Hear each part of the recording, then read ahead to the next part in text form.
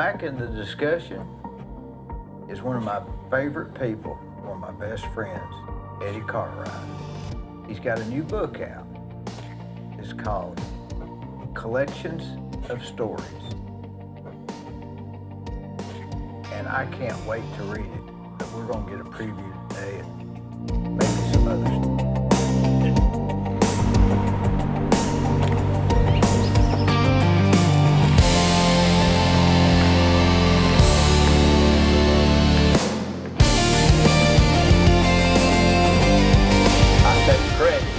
Maybe I don't need to for Dee.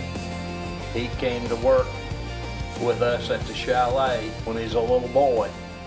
And I watched him hustle for those tips. I had 2 or 3 that would actually take the customer and show them where to park, take their luggage in, and then have your hand out for a tip. Anyway, some would do that, of course, and do a good job. But Dee would not only do that, but he'd run back because he's afraid he's going to miss that next one coming in. Get that tip, make that money. You know what I remember? One of the most things I remember about that is like a corduroy pants and those touch ups. Real government on it. I don't know if you buy them. Well, you always look nice. That damn. Yeah. You know, back then, it was a real thing.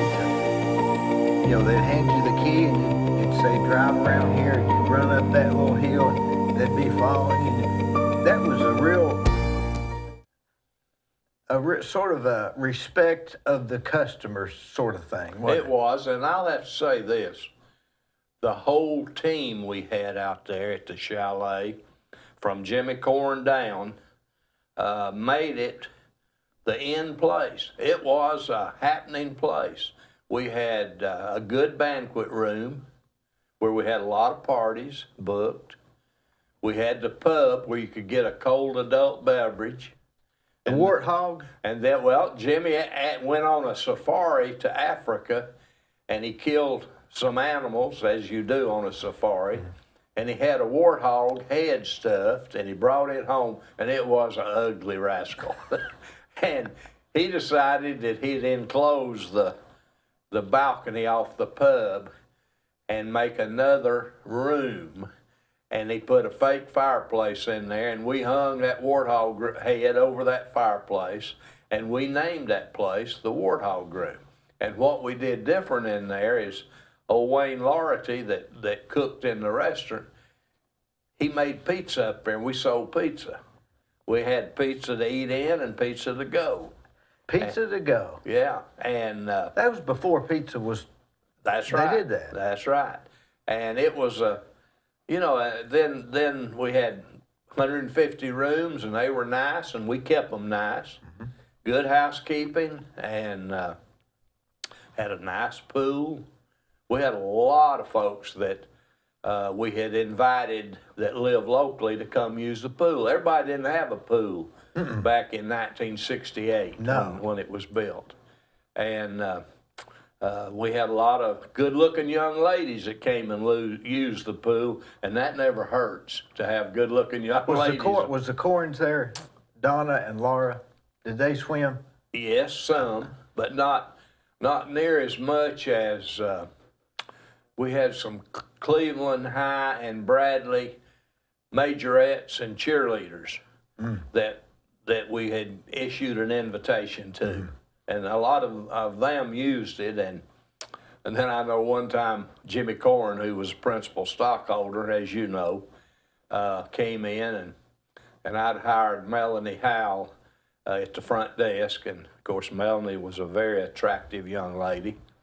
And he took me back in the back office and he said, "I've got a question." I said, "What is it?" He said, "Where in the world do you find all these good-looking young ladies?" I said, "Well, I don't know where I find them, but I know this. You can hire one that looks good just as cheap as you can hire an ugly one." And I did try to, I had Judy Harris that was in Wild River, and Oh, the young lady that went to Cleveland that her dad ran the airport. Well, anyway, she was the head majorette at Cleveland High School. She's an airline stewardess now, might even be retired by now. But I had really nice looking folks, and I usually had an older lady there kind of as an anchor. You know, I had Mary Frances Park, and I had in the daytime, I had Miss Buckner, Henry Buckner's wife. Her nickname was Toots. And Henry Buckner. Is that Terry's daddy? That's Terry's daddy. So his mother worked there? His mother worked for me at the chalet. Didn't she later work at the Merchants? I don't know about that, but she worked for me at the chalet. And of course, Roy Lee Stepp's wife that passed away, she was, I guess, one of the first ones I had at the front desk. But I had good team. I had Barbara in the restaurant. Barbara, I remember Barbara. And I told Barbara one time, she's great restaurant manager, but she played about as hard as she worked. I said, Barbara, what I like about you, and bless her heart, she's deceased now, but I said, you work hard, but I'll have to say this, you played just as hard as you worked. And she just grinned and kept working. What did Roy died? What, about two Roy, years ago, maybe? Yeah, maybe not even that long. Boy, he was a tough old dude, wasn't Yeah, he was. Good guy, too. Did he smoke up until the time he died? No, I don't think so. He quit a ways back. I don't know how far back, but he quit. Not 10 years back, maybe 2 years. Or 5 years, maybe. Yeah, he couldn't breathe, and he said, I'm going to have to quit smoking, and he did. And he recuperated a little bit, he was on oxygen, but he was still coming to the Liars Yeah, table. he brought the oxygen with him. That's right. Did you go to Roger Hanger's? No, I didn't. I went to Ed Lewis. Yeah, I did too, yeah. Yeah. What time was you there? Yeah. Was you there at the funeral? No, I went to the visitation. That's what I did, yeah. Yeah. No, I don't remember what time. Well, Mike's got a long beard. I didn't hardly recognize He came to the Liars table the morning that Ed died that day, and he said, I think my dad would like to buy everybody's coffee today. And he bought everybody's coffee at the table. And I really hated to lose Roadman. That's I did too. Nickname I hung on him years ago. He was in and out of that road job 2 or 3 times. And so we started calling him Roadman. And I tell you a quick story about old Ed. Maybe Jody Lauderdale died. Well, he did die, but maybe this is the way this happened. And the county commission had to appoint somebody to fill out his term. And it was between my uncle, Milford Miller, who was on the commission, and Ed Lewis. 2 good guys. And Ed needed 1 vote to have the majority, and he didn't have it. Ed was smart enough to realize that the superintendent over the workhouse, they had the county workhouse back then, was on the commission, was going to have a vote, and he was for my uncle, Milford Miller. Ed went to see him, and he said, how much you make a month? And he told him how much he make, and Ed was going to be over the workhouse if he was the road man. And he said, if I get elected, you'll get a $25 a week raise. Ed got elected. Roadman was sharp. He was sharp. He knew how to. He took me. We were both running. Excuse me. And Ed said, "Let's go to Charleston tonight. I've got a place or two. We'll go politic." Don't know if you ever heard of the Hole in the Ground or not. I don't think so. Well, there's a Mr. Phillips that owned a pretty nice house in the African-American section of Charleston. And he had a basement, and it had an outside door. And he had him a little night spot. Huh.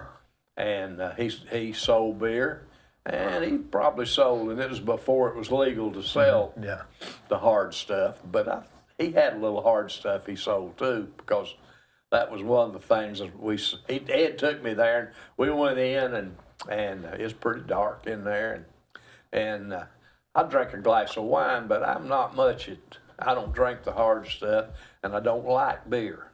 Well, when I went through the door, first thing he did was shove a can of Country Club malt liquor beer in. I don't know what's good and what isn't. I figure Budweiser and some of those are better. Yeah. Anyway, and they'd already popped the top and handed it to me, so I nursed that thing. We was there about 30 minutes, and I carried it around with me. But it was a black night spot, I guess is no other way to describe it. And they had a little card, and it was the night before the election. And on that card, they had everybody's name that Mr. Phillips wanted them to vote for the next day. And they had haulers lined up to haul them to the polls. And so Ed said, what would it take for Mr. Cartwright and I to be on your list? And they had all Democrats on there, and Ed and I was Republican. And I knew we wasn't going to get a vote. He said, you've made the effort to come up here and ask us to vote for you, and said your opponent hasn't. And he said a little donation would help pay the haulers. So I don't remember what Ed and I gave him, not a lot, maybe $25 each or something to buy gas. And he said, just hold on a minute. Well, he went back there in the back room, and I guess he had a little printing machine or something, because in a minute he come out, had a new card. And Ed and I was the first two names on the top. And we were the only Republicans that carried that precinct. So that's how much it paid off to go up there and spend 30 minutes and politic with them. Ed was right. Yeah. Because if just he'd have gone, he'd have been probably the only one that carried. That's right. It. That's right. Yeah, I hate to lose Ed. Ed was a good fella, and I knew his first wife, Betty, who really took good care of him, and she had cancer and died. And then he married Penny, and Penny's husband had died, and she was a perfect match for Ed. She was younger than Ed, and she was a nurse. And I was invited to his 90th birthday party, which was 2 or 3 days before he died. Yeah. And I went, and I hugged Penny, and I told her, I said, Penny, I want to tell you something.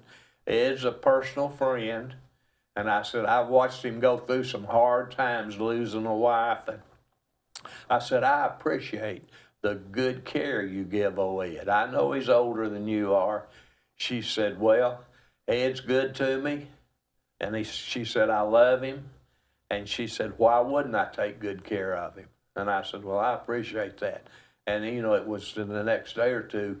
He looked fine then, didn't he? Yeah. Oh, he was at the liar's table the day before.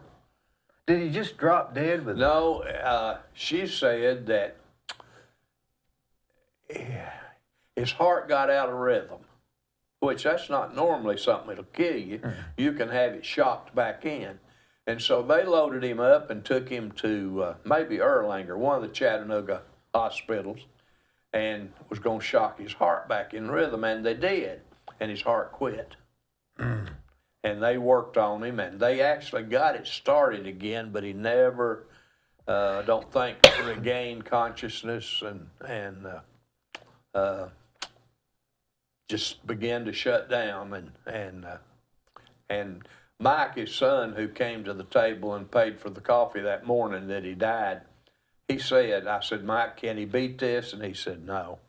He said, it's just a matter of time. And then 2 or 3 hours, we heard Ed had died. How old was Ed then? 90 years old. 90 years old.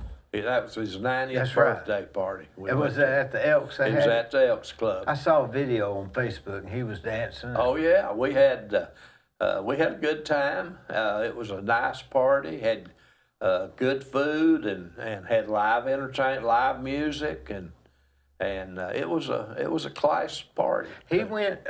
about every weekend out. That's right. To the Jack Hall and Ollie. Yeah. And Claude Clymer and his lady friend. I never knew if Claude. I did. Yeah, Claude went. Oh yeah. Because I saw Claude at his funeral home. Right. And there was and before. Well, some others were included in that, and they had since passed away. That kind of went out to eat with them on the weekend, and they would go various and sundry places. They didn't just go one place. They might go to the Legion or to the Elks Club or, wherever. But nice little group they had. Really, they seemed to enjoy each other's company and. Ed was one of those guys you liked Ed because Ed liked you. That's right. It was an odd. In other words, there's a lot to learn from that. And Ed's nickname was Breakstick. I just knew him as Roadman. I hung that on him, but before that was on him when he was over in Meigs County. I don't think that's a story we can tell. That's not. Didn't have nothing to do with the dozer, running the dozer. No. It had to do with an old car parked out on the side of the road with his lady friend that had the old-timey brake in the middle. But anyway. Was he from Meigs County? Yes. Originally? Yes. I knew you had that cabin at Cottonport, right? Yeah, right. He played football at Meigs County High School.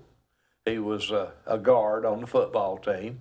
Now, I don't remember him playing because I'll be 88 my birthday.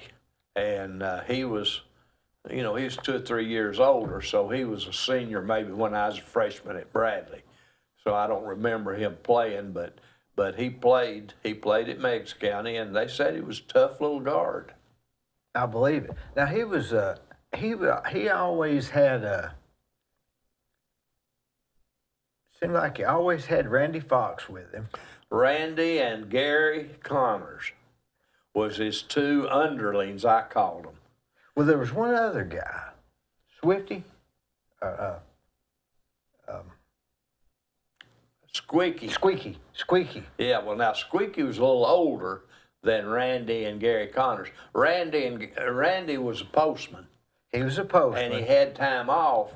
And Ed got a litter grant from the state, money to pick up litter. And so he needs somebody to look after it, but it wasn't a full-time job.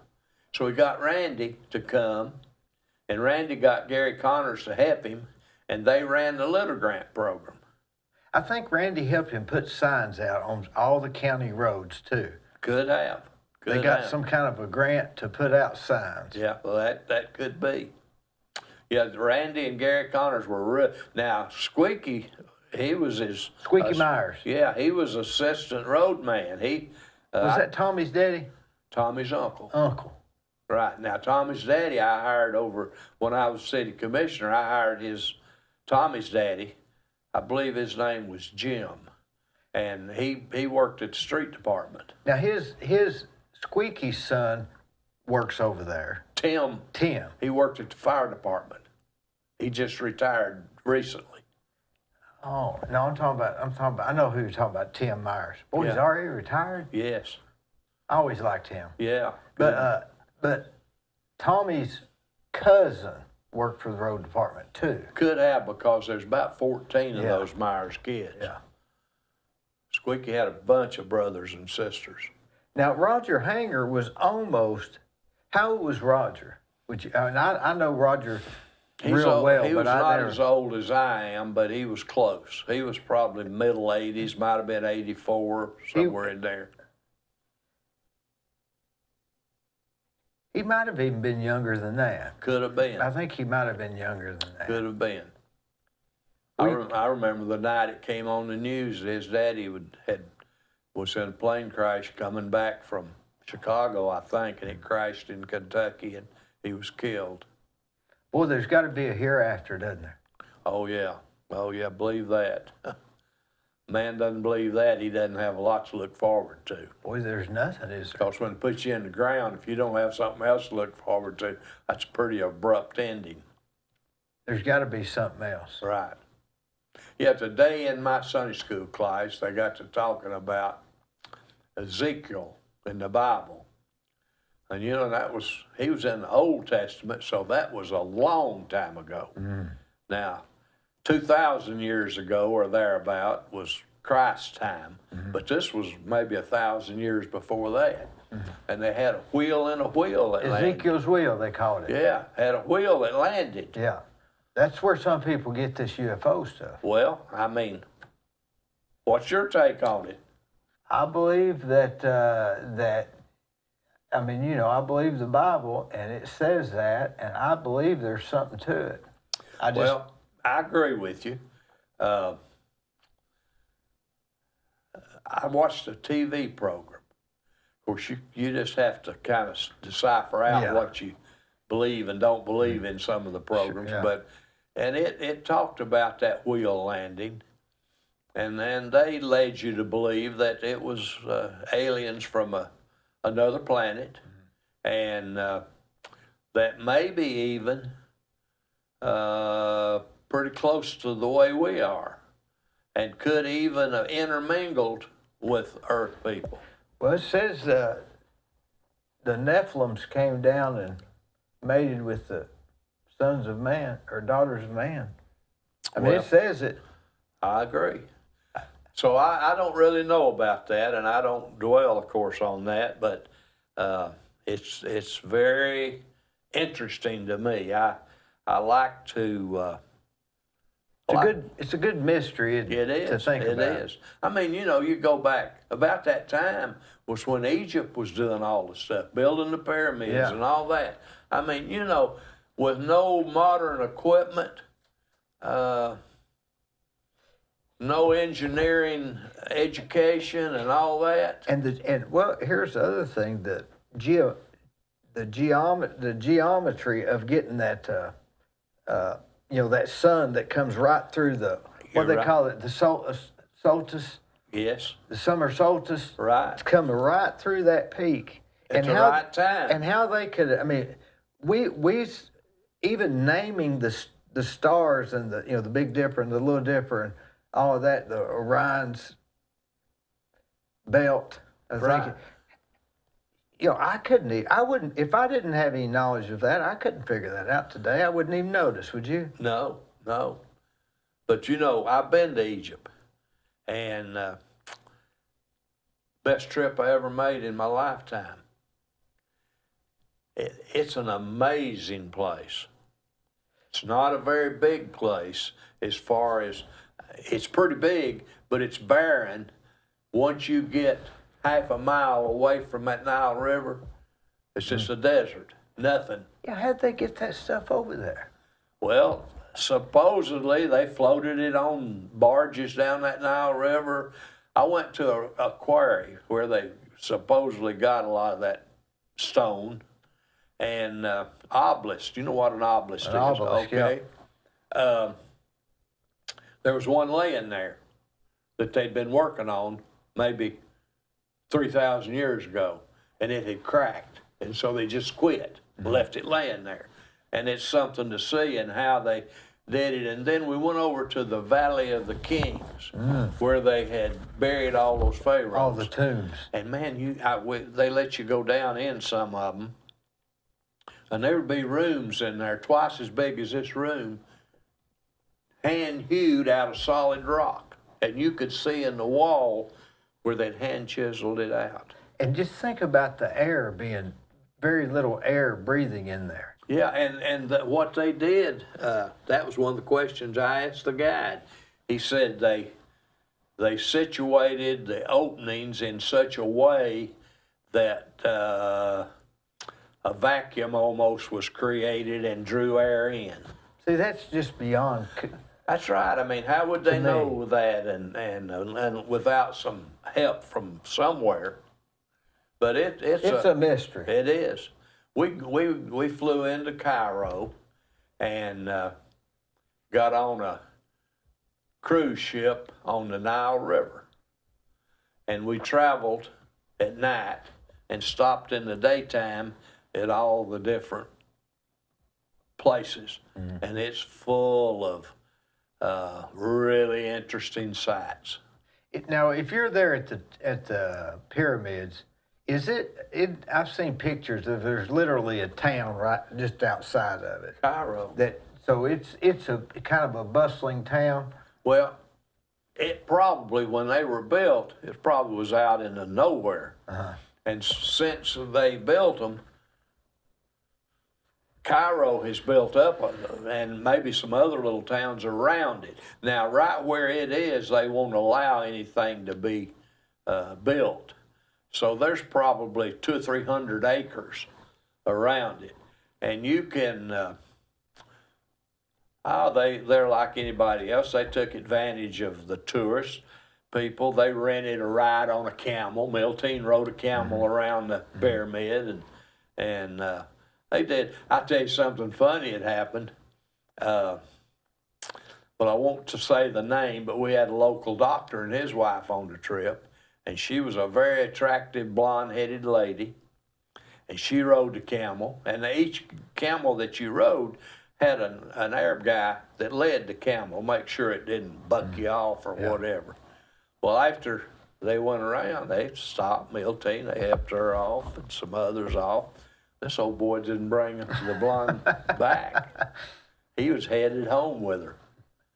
And then we had to get the guide got the police, and they went and got her. And Did she have any objections? Yeah. Yeah, they fired this old boy, and the police arrested him. And, yeah. He decided he's going to have him a blonde lady. He's going to take her home with him. He didn't know she was married to a doctor. Oh, he didn't know, didn't care, I don't guess. But it was a great trip, and if you ever want to go somewhere different, that's a good one to go on. Have you ever seen any phenomena in the sky or anything?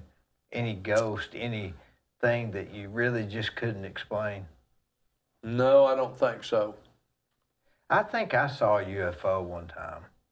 I was headed down Mouse Creek Road, and I saw this big thing floating in the sky. And I thought, well, that must be some kind of something. When I get over to my mom's, they'll be talking about it on the news.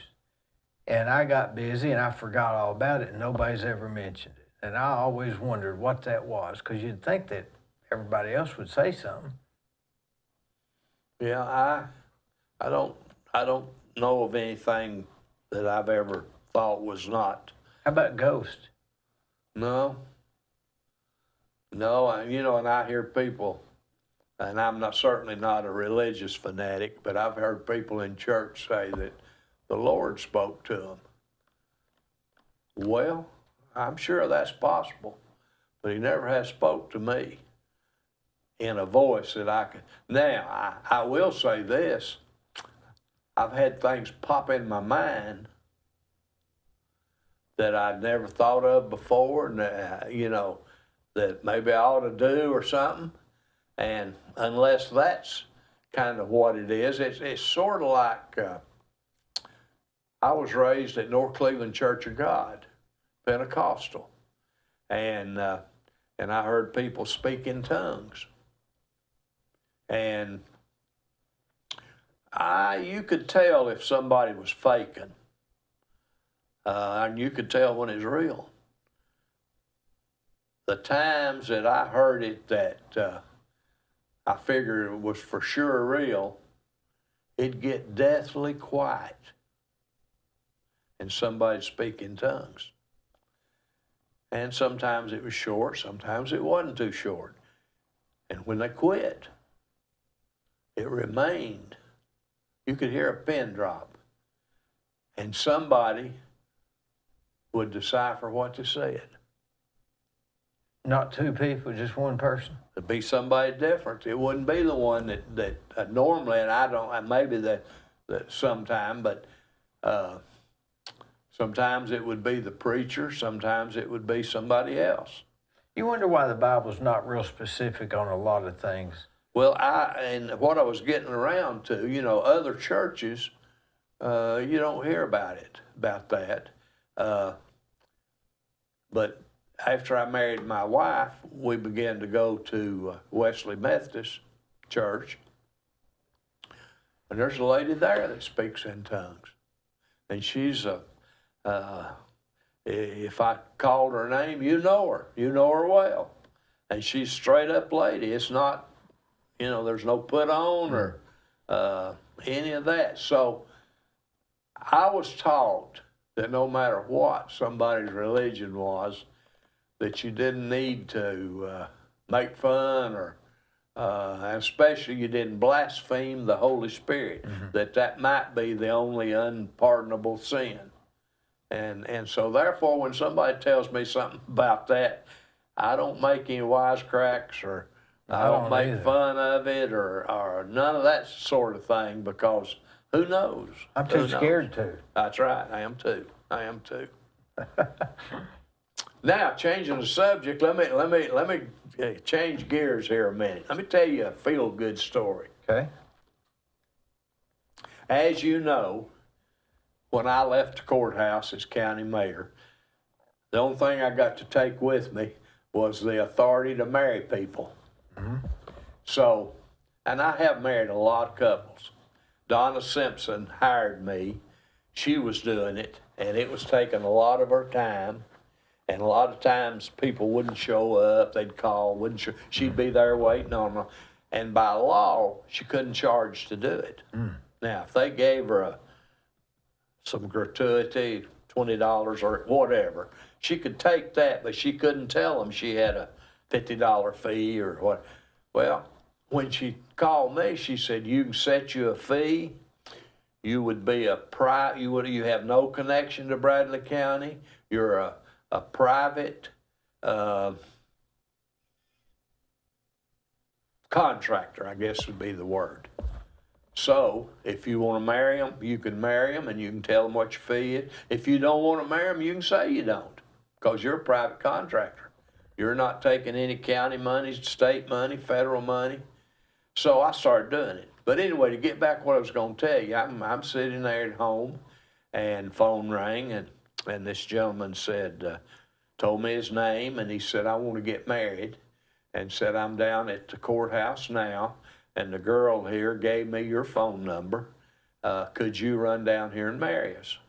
And she said your fee was $50, which that's what I charge them. And I said, yes, I'm not doing anything. I'll be happy to run down. I said, I got my blue jeans on because I've been working in my tomato patch. And he said, that's okay, I've got on shorts. So I get in the car and go down to the gazebo out front of the courthouse. Well, when I get out of the car, they're standing there at the steps to the gazebo. And he's about 75 years old. And his wife's there with him, wife-to-be is there with him, and she's at least that old and in a wheelchair. And the gentleman is holding a little about 3-year-old boy by the hand. Well, that's kind of an unusual conglomeration of people, So I go up, and I don't ask questions. That's not my place to say, why are you doing this or whatever. But he volunteered. He said, I'm sure in your mind you're wondering why our age folks are getting married. He said, we've been living together 50 years, never married. And said, we never intended to marry. But said, this little boy here, we're adopting him. And said, our attorney told us that we'd have much better chance of adopting this little boy if we were married, had a marriage certificate. So I still didn't say much. And he said, this is my grandson. Said, my daughter had this little boy out of wedlock and didn't want him. And said, he's like my blood grandson, and we're raising him and have ever since he's born. I said, sir, you've got right next to me. I said, I got 2 children, both of them adopted. I said, we got our son when he was 4 days old. We got our daughter when she was 3 months old. And I said, I understand where you're coming from. I said, I'll not only marry you, but yours is free. It doesn't cost you anything. Well, he cried, and I did too.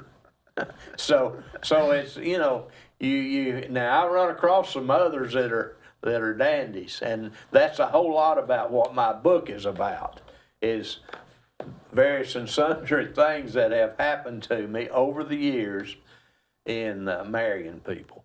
That's not just marriage though, right? No, there's some other stuff in there. There's some who I am, where I came from, what my family is, what my family background is, and then there's some other stories in there. But there's 2 or 3 chapters in there that are kind of funny. I said God's got to have a humorous spot somewhere because He allows funny things to happen.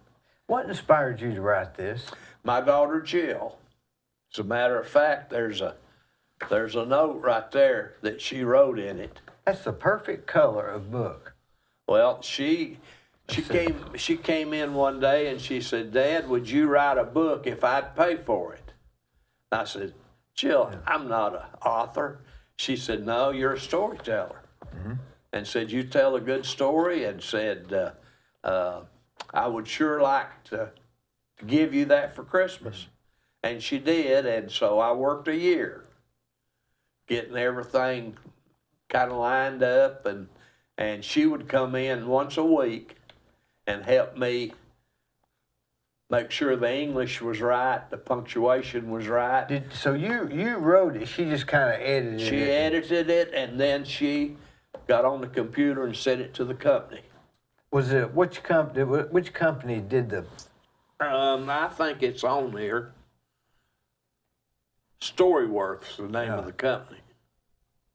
They picked the colors? Yeah. It looks like a nice book. It is.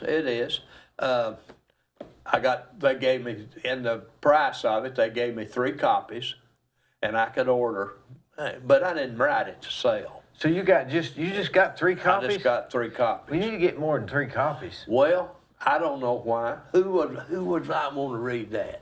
I mean, outside your family, and I'll own it. See, I got Tim one, and his family has passed it around. I don't know. I think you could. I think a good 300 or 400 people, surely. Yeah, I'm not into that. What about the public library? Can you take one there? Probably could. Put one of those things in the back. I don't even know if they have that anymore. Do you? I don't know either. I don't know either. Going back to my stories on the marriage thing, I got elected county mayor in '82. It was called county executive then. And so I hired my backup team. Robin Hicks, Scott Hicks's wife, was my front desk receptionist. Here again, a good looking. Another good looking. That's one. right. I mean, she came as cheap as the ugly one would have. Yeah. And so, anyway, maybe the second day I'm in office, and I'm back there in my office, and I don't really know what I'm doing because I just got there. And I hear this commotion. And I could hear Robin saying, "Well, Mr. Cartwright's busy." And so I didn't get up, and through the door came this lady, and she said, "Do you marry people?" And I said, "Well, ma'am, I understand that I have the authority to, but I never have." She said, "How much you charge?" Well, then I was like Donna. Yeah, I couldn't have a fee. I said, "I don't have a fee." And when I didn't even say give me whatever you want. I didn't even get time. She said, "Line up." And when she said that, through the door came this young lady and this guy, and this, you've heard of shotgun weddings. Yeah. Well, we were having a shotgun wedding without the shotgun. She was probably 7 months pregnant, and this old boy was shuffling along behind her. And so I said, "Okay, I have to sign the paperwork." So I signed the paperwork, got all that taken care of, and so then I walked across the hall to Billy Lawson, my bookkeeper, and I said, "Billy, is there a little ceremony?" She said, "Yeah, I think we've got a book here that's got ceremony in it." So she gets this book out and brings it over here to me, and I do the little ceremony. And when it got through, I thought, well, I've been to weddings where the preacher would say, "You can now kiss your bride." Yeah. So I thought, well. Yeah, that. Yeah, I said, "You can kiss your bride." The old boy said, "I don't want to kiss her." And when he said that, Mama said, "No, you already kissed her." And when Mama said that, old boy was gone. He was out that door and gone. So I don't know how long that one lasted, but They're probably still married. Maybe, may have a house full of kids. Oh, I married one day. Had a lady call and said, "I want to get married on my lunch hour." Well, I'd been going to lunch with Harlan Painter and Ben Moore and Kenneth Tinsley. 4 of us went to lunch for about 20 years. So I said, "Okay, I'll wait on you at lunch." So lunchtime, here comes 2 ladies and a guy.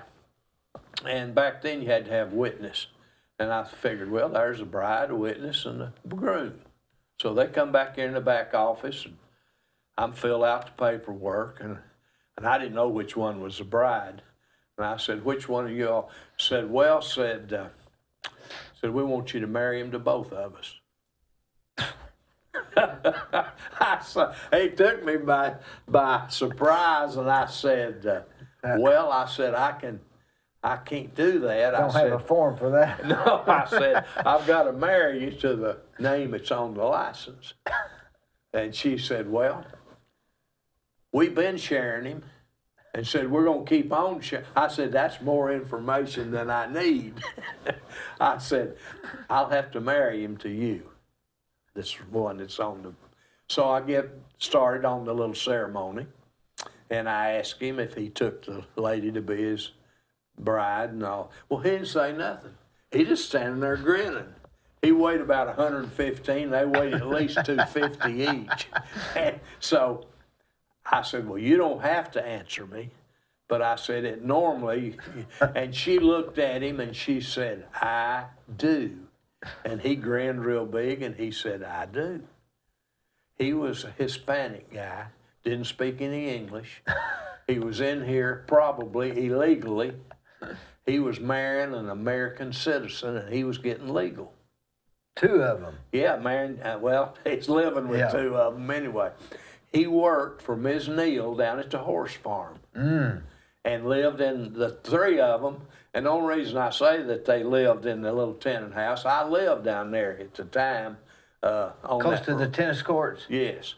And so as I'd come to work, I'd see them out in the yard, so they were making it okay. But that's the most unusual one that I ever had, was wanting to marry the groom to 2 ladies. But I don't understand why you get it printed and have 3. Nobody can read it.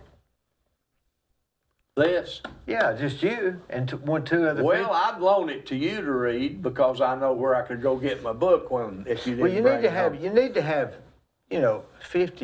50 printed. Well, that's a thought, but I'm not into being an author. Well, it's just funny stories.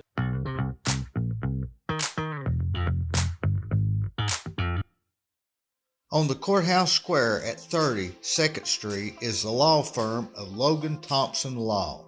Since 1965, they have served the legal needs for the good citizens of Cleveland-Bradley County. If you've got a problem, they're no problem. Give them a call.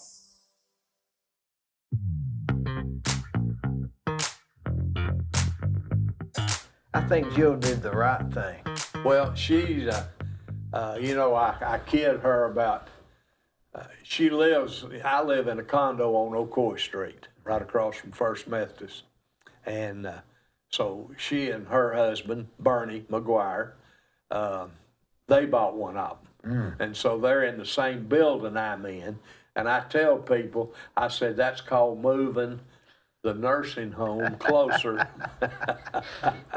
Because, at my age, one of these days I may need some help. Did Teresa sell her place across the street? She has a contract, I understand. She's in Italy.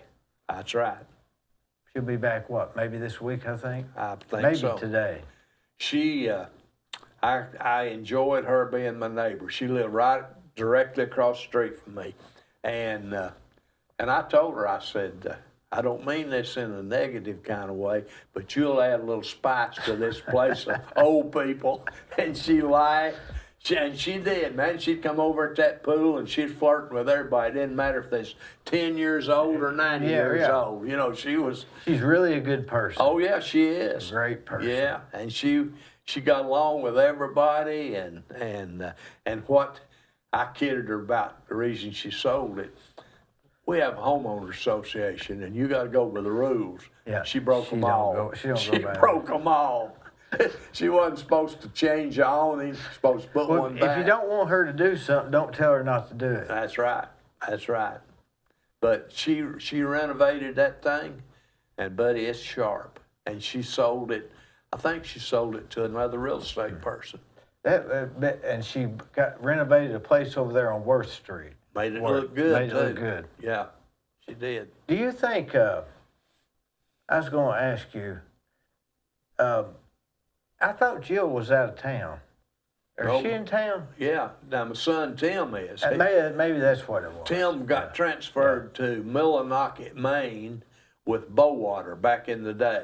They bought Great Northern Paper out up there. Bowater did, and he got transferred up there. He was superintendent of when they were recycling all that paper. You know, it's a big deal there for a while.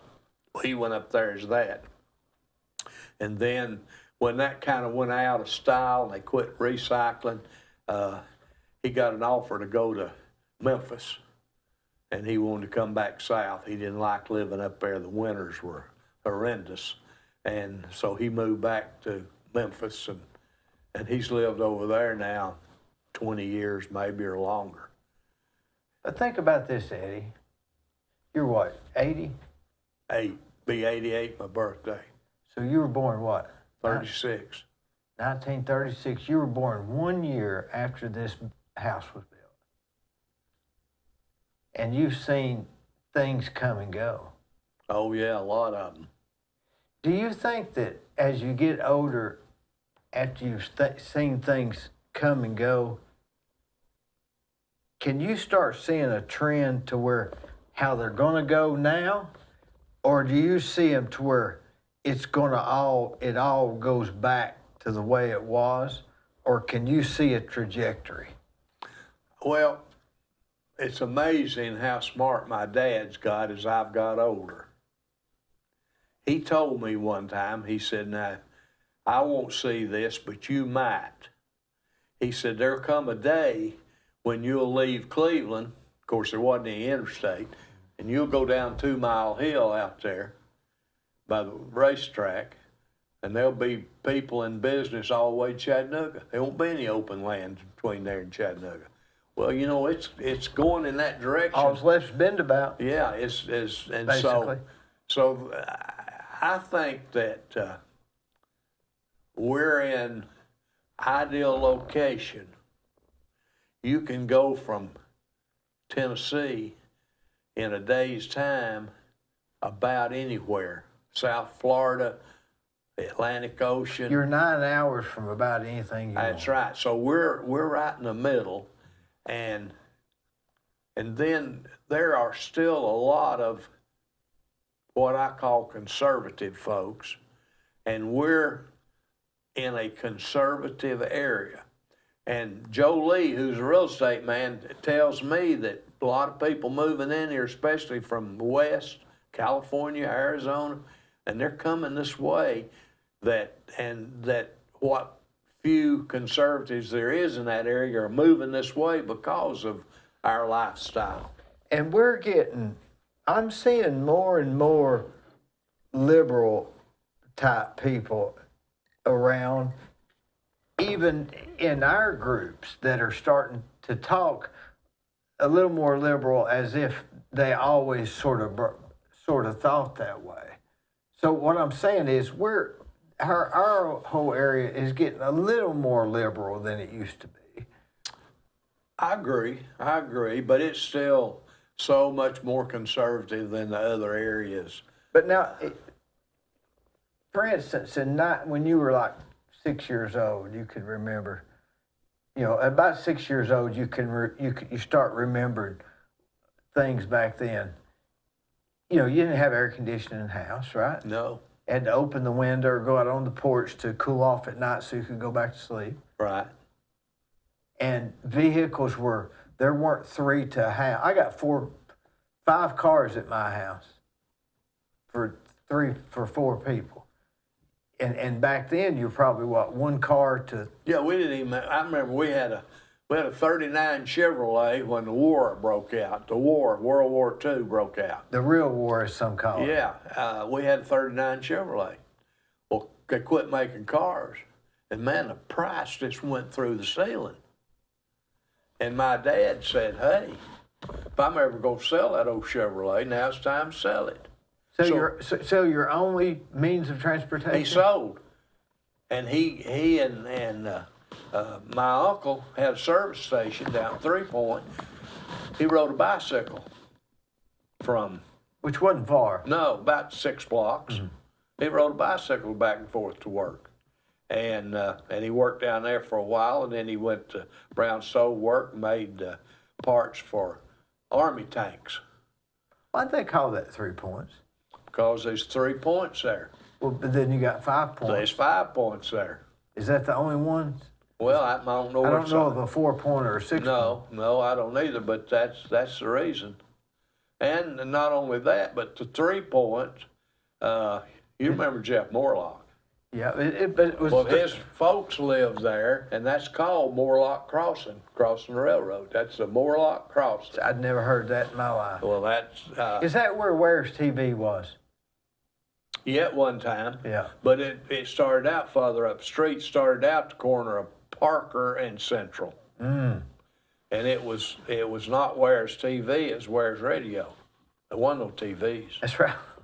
So, see, I'm so out of touch, I wasn't even... Yeah, well, see, I remember when the big deal was records. They had a big record business. Ware's radio? Yeah. Man, they sold record players and radios and records. And I remember Elvis Presley come on the scene. I believe I was a freshman in high school. Man, you could go down there and they'd sell out of Elvis Presley records. Was that close to Dooley's ice cream? No. Dooley's was you went across Morlock Crossing up there almost to the big curve around the Vest grocery store. Wasn't that Randy Fox's uncle or something? No, I don't know that. Jeff Lovinggood at First Baptist Church. Yeah, I know Jeff, yeah. Okay. Go God. That's right. That was his great uncle, Bill Dooley was.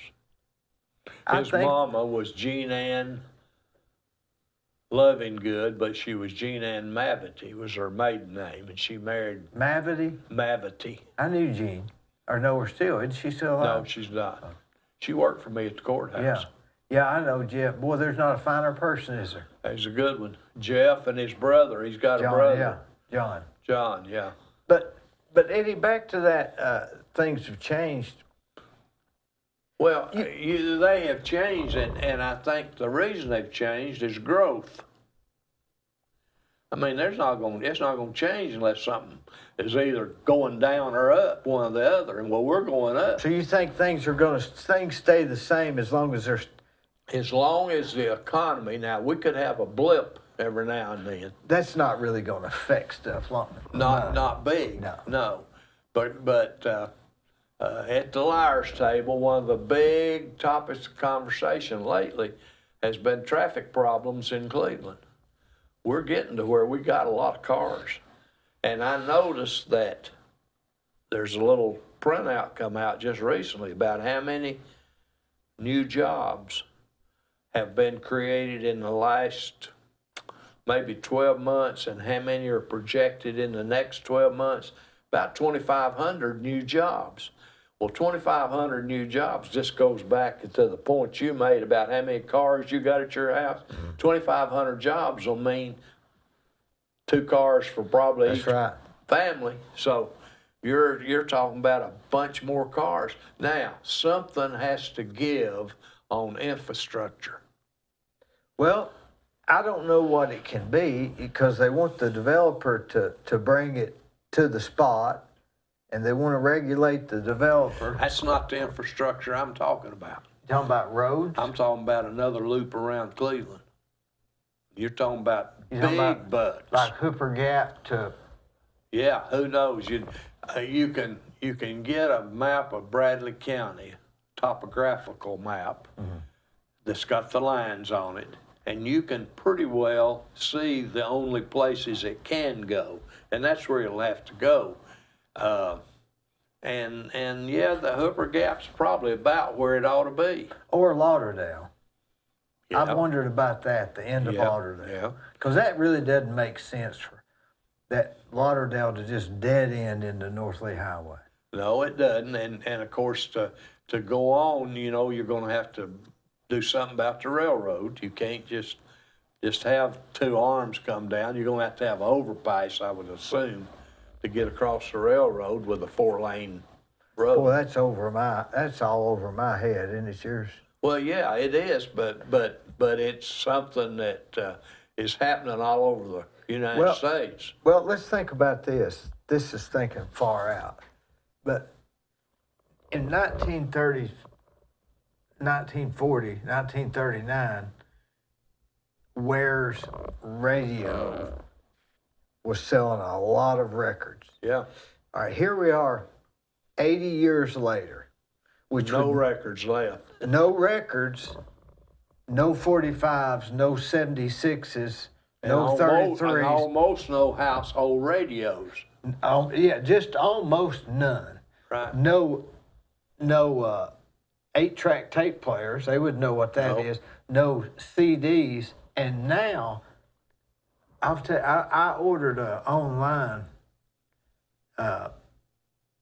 this complete series of something. I forget. I don't watch these old shows, so I watched the whole. I'll be honest, it was My Three Sons, because I like the old architecture and just the clothes and everything. But before I hit send, I noticed it wasn't CDs; it was thumb drives. Well, I don't even have a place to put a thumb drive in my TV. I don't even know what it is. I don't even know what it is. I think it's like you can get at Staples, a thumb drive. So my point is, what's to make us think that in 80 years, transportation won't be completely different anyway? Well, it may be. I mean, there may be just, if they have, and I don't know what it would be, but who would have thought in 1939, the guy selling radios at Ware's Radio, who would have thought that 80 years later, we don't even have any? That's like saying 80 years from now, we don't even have cars. Well, we may not. We may be doing something else. Talking about cassettes and all that, I'm driving, and I'm driving it today, coming out here to your place, an antique Cadillac. It was Judge Mashburn. He bought it new for his wife, and when she passed away, I bought it from the estate. And it's got a cassette player in it, it's got a disc player in it, and it's got an AM, FM radio in it. Now, you can't buy a car that's got that in it anymore. You can't do it. No, so And it's changed that much, and that car is 24 years old. And Ware's Radio would have had no idea that any of those would even exist. That's right.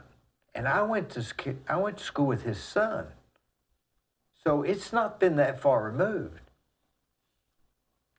You're right. So I don't know what we say. Well, it's almost like whatever your wildest imagination is, may be what happened. Because how could you have described that to the radio guy? Oh, before long they'll just be even sending stuff wireless. They don't even have to have a wire now. That's true. Speaking of wires and Cleveland Utilities, isn't it funny that one of the people that worked at the chalet as a bag boy was Tim Henderson? Now he's literally running Cleveland Utilities, which is across the And street. I might add, I'm on the board of directors there. He does a wonderful job.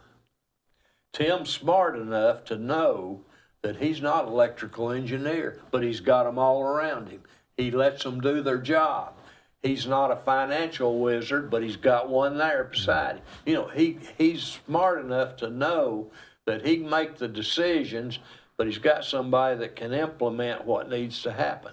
He's a person. people person and calm and probably a real good thinker. You know what I'm saying? Yeah. Some people are smart and bad thinkers. True. Some people are good thinkers and not well, you that know, smart. he masterminded the, for lack of more knowledge, I'm going to call it the Cleveland Utility Authority. And what that is, up until recently, everything had to go through the city council that Cleveland Utility did. And that's not bad, but it's also complicated. Complicated, I would say. You've got all the bonds to sell, you've got all the paperwork and all that kind of thing.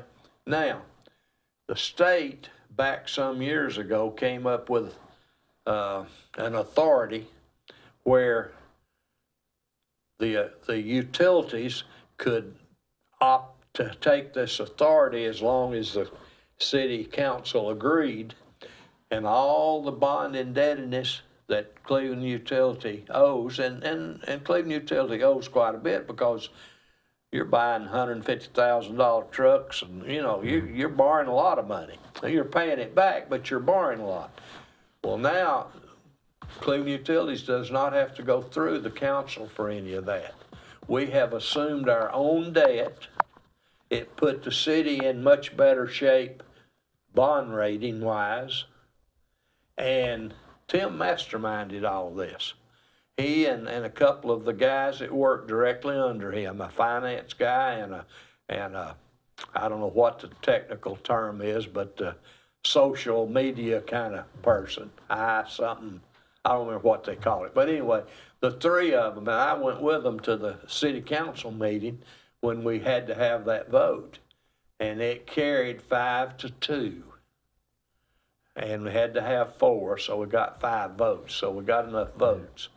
And then there's a little give and take in it. We had to agree with the council to add 2 more members to the board to come from the council. But the state law in this authority says that the general public has to have the majority, not the politicians. So out of the 7, that 4 has to be from the general public and 3 from the council. So now we had 1 from the council, and that was David May. Now we've added Mayor Brooks and Dale Hughes. So we have those 3. And then from the public have Joe Cate. We have Aubrey Ector. He's an engineer up at Olin. And we have Debbie Ledford from Car Place, and myself. That's the 4 from the general public. So we had our first meeting last month. It was an organizational meeting, and we elected Aubrey as chairman and Joe Cate as vice chairman. So we're good to go now, and we're going to have broadband, and we're going to have one heck of a product. So this broadband, if I'm out on Lead Mine Valley Road or way out Bacon Road or something, I can have. Where can I have it? You got to be a customer of Cleveland Utility. So it is, yeah. That makes sense. We're copying Chattanooga Power Board. They're supposedly the best in the nation. They have the fastest Wi-Fi. If you're making your living with a computer, then you got to have good Wi-Fi to, sometimes you have, just on your TV at home, you'll have it freeze from. Yeah, or all those speckled things. That's right, yeah. That's right. Well, see, supposedly, that won't happen with what we're doing. So I may not have to deal with Spectrum or Charter or AT&T. Not for your Wi-Fi, you don't. Now all that confuses me, doesn't it? You? Yeah, it does. It's really over my head. I'm probably paying for it 3 different ways and don't know it. I doubt that. I know you well enough to know that you've looked into that part of it. But I think that really the Chattanooga Power Board, they've been in it a long time, and they've done it right, and we have copied them, I mean, right down the line. Now, we just bought that property at the last board meeting from Joe Moore, right across the street from Cleveland Utilities. There's a vacant lot. That's a nice lot. Yeah, there's really 2 lots there. And we bought those, and that's for future development. And, you know, we're gonna have to house a bunch of equipment and stuff somewhere. We don't know for sure, we're not that far along. We're spending, now get this, we're spending $72 million. That's not to be sneezed at. That's a pretty good chunk of change. So, what's the advantage to having that over some of this other stuff? well, there's a lot of people make their living with a computer. And need high speed? Oh, yeah. They don't need to be blanking out and having to go back here and start over doing this. And we'll have a product. It will be competitively priced. Now, here's what normally happens. We hired a consultant to come in, do a study, and tell us whether it would work or not here. And they tell us that we're a prime spot for it. That we will have a product, if we go ahead and copy Chattanooga Power Board, which we are, it'll be very competitive price-wise. But the big boys in the industry, like Spectrum, they'll cut their price. That's the first thing they'll do. They'll cut their price trying to hang on to their customers.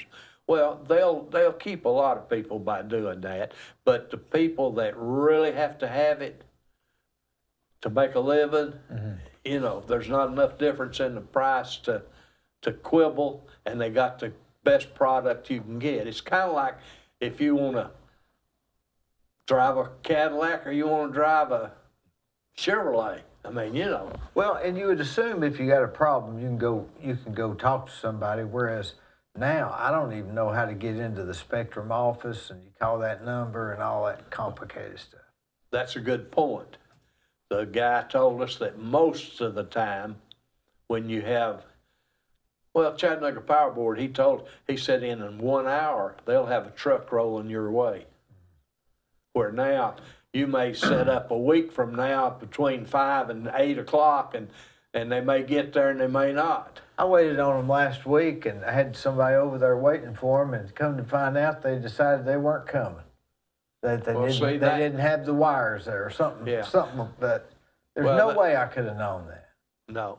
Well, that's what we think we'll not have. We'll have good service, good public relations, a competitive price, and a great product. Was there any mention of this Elon Musk Starlink in that? I know he's got something like that I see up on. No, not that I know of. And maybe it surely wouldn't be as high speed as a direct wire. I got enough sense to know that, I guess. I don't know. I don't have enough sense to know yes or no on it, because I'm honest with it, it's over my head. Well, do you think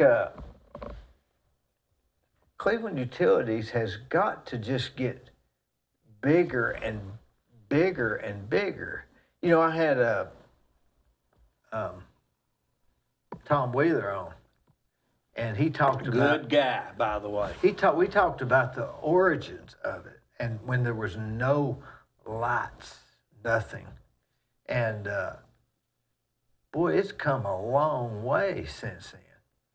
I mean... It really started, the first general manager was a guy named Wally Jacobs. Wally Jacobs, I think he mentioned him. Well, Wally had been with Tennessee Power Company, and that was a forerunner to TVA. That's right. And so when TVA came on the scene, they put Tennessee Power Company out of business. But I mean, they were cheaper and people got lights, and you know, they were tickled to death. Maybe they bought him out.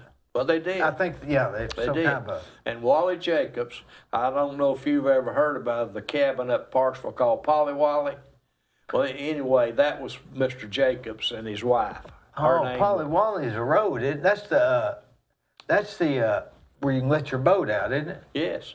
Well, that was his place. Close to Sugarloaf. Yeah, that was his place. And he didn't live there, but that was his cabin.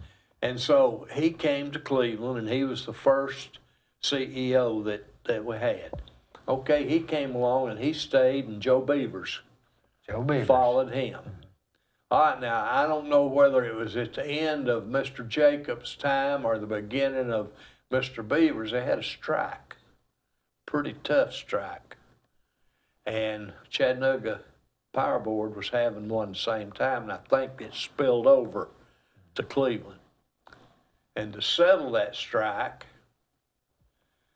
the city commission agreed that they would tie the salaries. That's what the strike was over. That's normally what it's over, is Yeah. pay. That they would tie those salaries to Chattanooga Power Board. That's the reason Cleveland Utilities has always, in my lifetime, paid better than the street department or fire department or Yeah, just you a know. little bit That's better. right. And they always had good benefits, and that's the way all that started. I have observed, and I've been on that board as 15 years maybe. I don't know exactly. If everything in local government ran as well as Cleveland Utilities, we wouldn't have many problems. It runs the smoothest. They have good help. They do their homework when they hire people. They don't just try to get somebody off the street. They do the background checks properly, and they have good employees, and they pay, like I say, a little better, and they're on a good retirement. And You're talking about everybody from Tom Wheeler to Ken Webb to irregardless. yeah, see, from Joe Beavers' stay, he hired Tom. Wheeler. Yeah, Yeah. he hired Tom as his electrical engineer. Yeah. And Tom Wheeler's daddy was the CEO on Sand Mountain. That's right. In a little electrical deal. And so Tom then succeeded Joe Beavers when he retired. Okay, then I came on during Tom Wheeler's time. And so I got to see Tom operate, and he was good. He was really good. And when he decided to retire, I really thought that Pat Inslee, do you know Pat? I knew Pat. Yeah, I like Okay. I really thought Pat would take his place. Pat was second in command, so to speak. And I mentioned to him one day, I said, what are you going to do when Tom, he said, when he goes out the door, I'm going with him. I said, are you kidding me? He said, no. When he retires, I'm retiring. And he did. So it left an opening. And so I went to Tom. I said, Tom, you know the employees over there. Who could do this? He said, Ken Webb can do it. So he got the job. He stayed, and one afternoon he called. He said, you at home? And I said, yes. He said, I need to come by and talk with you. So he came, and he came in, and he sat down, and he said, I'm leaving Cleveland Utilities. Well, he'd only been there, I don't know, Not 6 or 7 years, I think. Yeah. Well, I thought he was sick. I thought he was going to tell me I've got cancer, I can't do the job or what. He said, I'm going to retire. He said, I want to do some other things. And he was at the age, wasn't he? Yeah, he was old enough. Yeah. He was 65 maybe.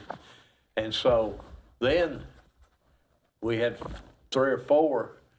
Tom Wheeler actually endorsed Ken Webb. I think I remember that. Okay, well, Ken Webb, he said, I can't tell you any one person. He said, there's 3 or 4 that can do it. And so he said, I'm not going to get involved in names. And he didn't. And Tim Henderson was one of them that applied. And when we interviewed each one of them individually, and Tim hit a home run with his interview. And then so we hired him, and he's been there since. How long has that been? 5 years, 4? Well, Ken's been a city councilman coming up on 4 years. Yeah, it's been 5 years. Seems probably. like it's You think eventually everybody will just work for the government? Because it's I rough. hope not. There's a big difference between laying brick and working for Cleveland Utilities. You know, it's a different, you know, it's different. You've got your foot in it now. See how you get it out. But I mean, it is different, isn't it? It is different. So I don't know. Somebody will say, yes, there's a city bunch, said 5 working and 5 watching and 1 working. Well, I know how that. I can understand that because you got to have some people. You have to have some You of do, that. you I do. understand that. I just know the bigger you get, the more people we have to have. You know, even the cities. You know, even the county's got to have more people. I don't know. Maybe it's. I don't know what's best. Well, I don't know what that answer is, but this broadband that's coming, it's an exciting time to me. I love being involved in that kind of stuff, and Yeah, it's been coming for a while. it too. has. So, I don't know. It's interesting to see how things evolve. You were around when there was even an I-75 didn't go past Georgetown Road, right? Oh yeah, I remember when they started building it and it stopped at the chalet up there. Yeah. And we had people that stayed with us at the chalet that landed a Piper Cub airplane up there on the graded out part of the road that wasn't finished, and walked down there and spent the night at the chalet. How did people run 75 miles an hour and just the road stop? Well, I guess they had it signed, had good signs. Road up, and- ends? Yeah, because it stopped there at the chalet, and you wouldn't believe the kind of business it gave us. Boy, I bet. it emptied them all off there. I bet. Yeah, it was, we used to fill up. About when did they extend it? Well, the chalet was built in 68. I went there in 69. And I was elected to city commission in 72, between 69 and 72, but I can't say So exactly. is when they extended it. That's when it, And yeah. it had to have taken a long time to extend it all the way to. Oh yeah, they were grading on it. I remember when I rode up the road bed because we were renting signs, and we were looking at sign sites up through there, and it was just red dirt. And then they graveled some of it, and it was gravel. I mean, it wasn't open to the public, but they were working on it, And I guess it went all the way to wherever it ends. It went up to the bridge at Loudon. Is that where it's? That's where it stopped again. Okay. And then it was coming the other way, Oh, I see. and it met up there at the river. Boy, if it wasn't for the railroad and for I-75, Cleveland would be a whole lot different place. Oh, yeah. Well, look at Meigs County. There's not an inch of railroad in the county. Or an interstate. No interstate, no railroad. But, boy, they got the water. They got the Tennessee and the Hiawassee River. Yeah, that just never did them that much good for a big. Wasn't you on the board at 58 Boat Dock? Yes. What was the name of that? Tri-County Sportsman League. Colonel Corn put me on that board. He was one of the founders of it. Him and Jimmy Logan Sr. They fished and Was it already a boat dock before they got involved? yeah. It was a TVA boat dock. Oh, would they buy it? No, they leased it from TVA. It's still leased, reckon, I guess? Probably. Probably still on a lease. Oh, I went up there and ate here 2 weeks ago. I'm not eating it. It was open for years as a little restaurant. And a guy got put out of business for bootlegging out of there. And I owned a cabin over at Lake Haven, and we went over there quite a bit. It was a good place to go, and if you like to water ski and boat ride and fish, swim, it was a great Well, I place. ate at the restaurant about 2 weeks ago. It's nice. It's just like you're eating it, hamburger and French fries. And, I figured it would have short order kind of business. Yeah. But it was real clean. Well, see, it got run down, and it was there for a while. It's just full of junk piled in there. And then like you say, I don't think there is any more Tri-County Sportsman's League. I remember it cost $5 a year to belong. And we had a fish fry once a year. Everybody would bring their fish in and clean them, and they had an old freezer in one of those little old shacks over there. And you put your fish in that freezer, and then once a year, I don't remember the guy's name now that sanded floors for builders. Wasn't York Miller? No, it was before that. Wasn't Kirby? No. I'd know the last name if I heard it. Anyway, he had a big fish fryer, and he'd on wheels, and he'd roll it behind hook it to the back of his truck, and come over and fry fish for Did him. he just sand floors or lay linoleum too? Just sanded floors that I know of. And he ran the Cherokee Beagle Club out off 64, lived out in that area. I believe that was York Miller. No, I know both of them well. It's before them. But I know his name. If he had a brother that worked with him, and he had a nephew who worked at Cleveland Utilities, and Isn't it funny we know people and we can't think of who they're. you wait till you get older. Miltine, my wife, and I, we'll be talking just like you and I, and I can't think of his name. Well, we'll go on to some other subject, and 3 o'clock in the morning I'll wake up, and it just popped in my, another morning, I felt her shake me. She told me the name of whatever it was we were talking about. You know something, it's not, I don't know if it's age or not, but the other day I just could not find my stapler. And a little while later, it was in the refrigerator. Refrigerator? How much of that wine did you add, Dee? I mean, when did I put the stapler in the refrigerator? Well, that happens to us as we get older. I know, as you know, I go on fishing trips, and now it's, I used to play golf. Well, after I retired, Yeah. I played golf. 4 days a week. Yes, 10 o'clock, 4 days a week. We had senior chews up. With Ralph and. Yeah, that whole bunch. Yeah. We had a great time. Yeah. And then my back got out of whack. And the doctor told me, he said, you're paying for your back now. You played all that golf. I never could hit the ball as far as the rest of the guys.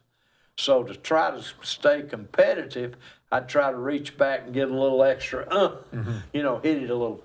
And he said, well, all that straining and all has got your back out of whack, and the only way it can ever be okay is have it operated on. How many years did you play 4 days a week? 20 years. See, that would drive me up the wall. Well, if you loved it, it wouldn't. What would you be 3 hours a day or something? Yeah. We'd go off at 10 o'clock. By 1 o'clock, I was home to eat lunch. I was retired. Yeah, and 20 years goes by quick, so it's not It like. does. Well, I was building houses. And so and I had carpenters that I trusted, and they knew what they were doing. They had plans to go by. Now, I'd go by and see it, everything. In the mornings and after. Yeah. After the golf. Make sure that everything they needed they had and all that sort of thing. But I wasn't doing anything. I wasn't driving any nails. I miss Ralph, don't you? Oh, yeah. How are they related to Charlie Cartwright? You know Charlie out on New Hope? Is it New Hope Road? New Hope. I don't know Charlie Cartwright. Charlie Cartwright was Ralph's cousin. And so he had to be related to you somehow. How were you related to Ralph? He's a cousin. First cousin? Second. Well, I think he was Charlie's first cousin. They looked alike. Well, see, Ralph had two brothers, Jack and Denny. That's all the family that Toots, as his mom was nicknamed, Toots. And Ralph and Denny. Well, I wonder how Charlie fits in there. I don't know, but he would not be, he wasn't Ralph's brother. and it wasn't Dennis or Jack's son, so it must have been Ralph's daddy's brother's son. or sister's son. Yeah, it might have been brother, because sister would probably not been, Cartwright wouldn't have been the last name. She'd have been married to somebody else. It's probably Ralph's daddy's brother. Ralph was a long time Democrat, wasn't he? Oh, yeah. Was he a Reagan Democrat? No. His hero was Harry Truman. Would he have been for the regime today, the Democratic regime, or would he have? He probably would have. He was a little bit of a racist. He might not have been for the Obama administration. I don't know that. But he would have probably voted straight Democrat no matter what. No, he, I won't say who because they're local people, but there was one Democrat running and Ralph didn't care for him at all, and he just didn't vote, didn't go. He didn't vote for the Republican. And his hero, you go over at Ralph's house, and he and Wanda Dean had a little table that the two of them ate at, just two lived there. And up on the wall above it, he had a copy of the newspaper framed that said Thomas Dewey beat Truman. You know, they thought Thomas Dewey was going to win, and Truman won. He had that framed. Truman, now the way I could really get him going is I'd tell him, I'd say, you know, if Truman was running today, he'd be a Republican. Oh boy, he'd just come unglued.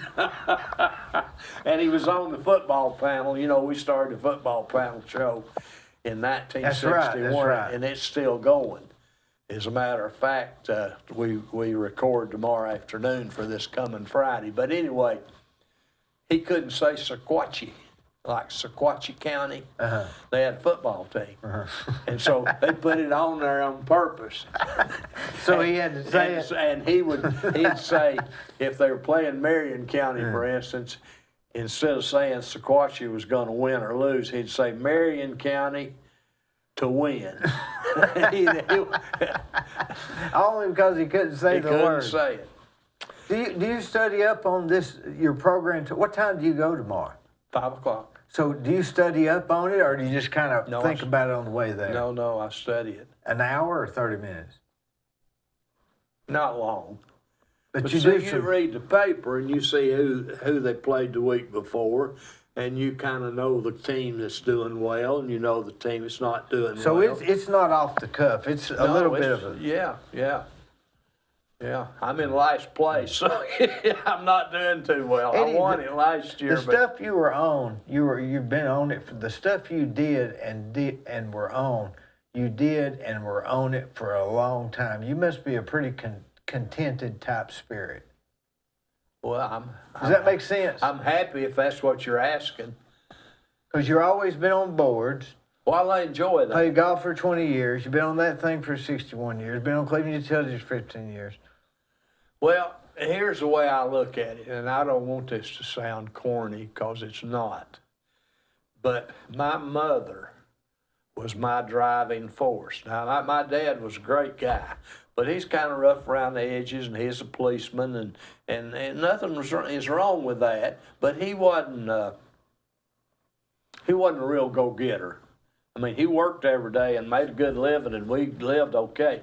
But he wasn't looking for a new adventure, a new company, none of that. Now, my mother, she was a miller, and I found out later that the name had been changed from Mueller to Miller, and they were Jewish.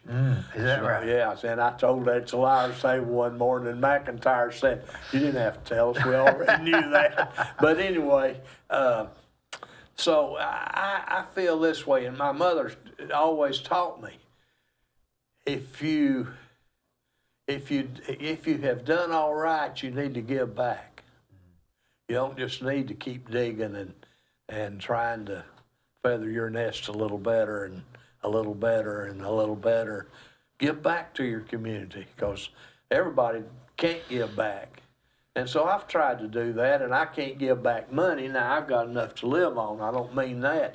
But I've got time, and I've had experience in some areas that, you know, I served on the boys club for 30 years. I've been on life bridges for 37 years. I established the community corrections program when I was county mayor. I'm on the selection committee at the Old Timers Hall of Fame, and I just got appointed last month to the Bradley County High School Hall of Fame Selection Committee. We meet and vote on our first class to go into that Hall of Fame the 14th of this month. And I don't know, I've served on all the building committees at my church. We've had 4 additions, and I've served on those. I just... Plus on the board of the Meigs County Sportsman's... Tri-County Sportsman's League. Oh, that was a fun thing. That wasn't much giving back. That was taken. Oh, we went down the river. Old Harlan Painter and I did one Saturday morning. And as we started back, I said, that looks like old so-and-so's boat over there against the... I said, he may be having trouble. He's over there tied to the bank. And I'm not going to say who he is because he was an office holder at the time. We went over there, and he must have had a case of empty beer cans in the bottom of his boat. And Painter said, man, don't you know that if the game warden comes up through here, they'll get you for driving under the influence just like you were in your car? He said, they're not going to see me. I said, well, we did. Yeah. And so Painter said, I'm going to get in the boat with him. You drive our boat on to the boat dock, and I'll bring him. So we get up to the boat dock, and I backed the trailer down there, and we got our boat loaded. Well, we got his boat loaded. Well, he couldn't drive home. So I said, Painter, I'll drive him home, and you, because it was in Painter's car, and you drive your car, and I'll drive him home. And so we did, and he made it all right. But we used to have a lot of fun over there, and there was some times when some adult beverages were consumed. And it's a long ways up there when you have to go all the way to shortstop and take a right. It's pretty good. It's, what, 35 minutes or something? Yeah, but that's not far when you're going fishing. I guess not. No, we'd be over there when the sun came up and be loading up as the sun set. Good times. Oh yeah. We'd have fish tournaments and I had that cabin over there, and Bill Teen could do this calligraphy signs, you know, and she'd make little trophies and letter them and out of wood, you know, like a little whatever for the biggest fish and most fish caught. And we'd have a tournament and have a lot of good food, have some steaks. And you've had a lot of good friends over your life, haven't you? I have. Hopefully still do. Yeah. Do you think friends back then were closer than friends are now, or is it all the same? Friends of friends. Friends of friends? Yeah. Well, you're a good friend. Enjoyed it. Thank you.